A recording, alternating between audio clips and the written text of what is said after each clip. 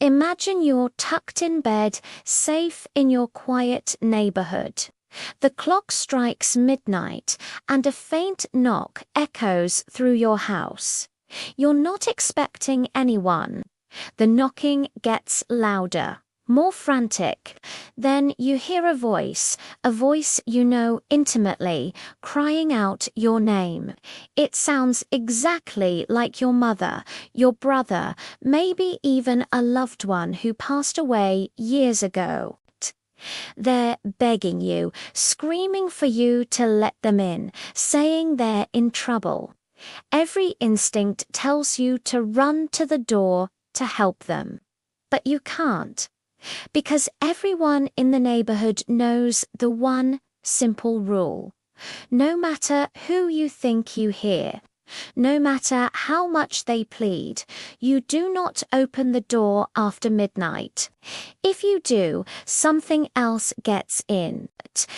This isn't your average ghost story. This is something far more sinister. At first, the occurrences are sporadic.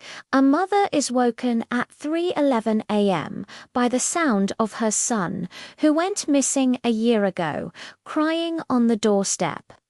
A grieving husband hears his late wife whispering his name, telling him she's cold and lost.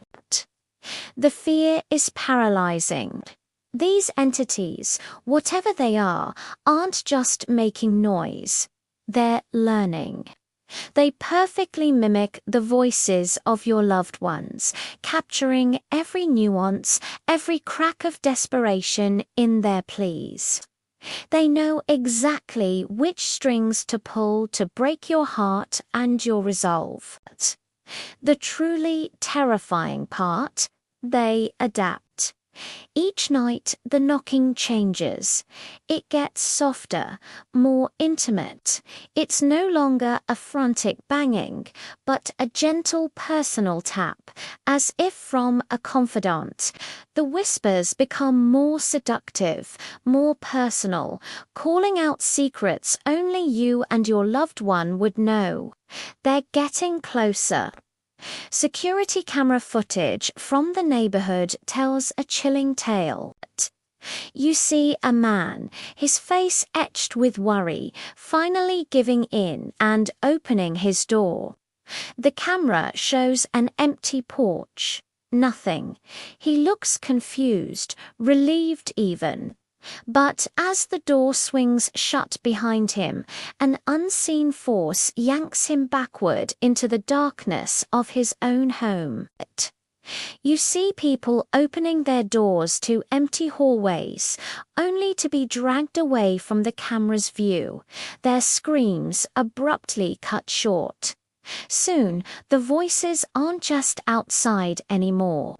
You start hearing them from inside the walls, from the attic, from the closet down the hall. Faint whispers that say, "Let us in." "Oh, wait, we're already in." The psychological torment is relentless. How long can you resist the sound of your own child crying for help? How long can you ignore the voice of a parent you miss dearly? The entities prey on your love, your grief, your humanity. And then comes the final soul-crushing stage. One night, you hear a knock, but this time, the voice on the other side is yours. It's your own voice, pleading with someone inside to open the door. And that's when you understand the horrifying truth. It's already too late for you. Here's the twist that will keep you awake for nights. These things aren't just trying to get inside your house. They don't need to break down the door. They're trying to make you invite them. The act of opening the door is a form of consent, an invitation. And once they're invited, they don't just haunt your home. They can wear you. They can slip into your skin, take control of your body, and look through your eyes. They become you. The final scene is a perfect family breakfast. The morning sun streams through the kitchen window. A mother, a father, all sitting round the table. One of them looks up and gives a smile that doesn't quite reach their eyes.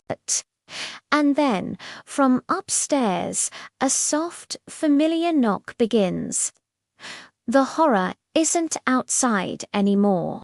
It's sitting right at your table. Thanks for watching. If you enjoy stories that get under your skin, make sure to like and subscribe for more. Sleep tight, and whatever you do, don't answer the door.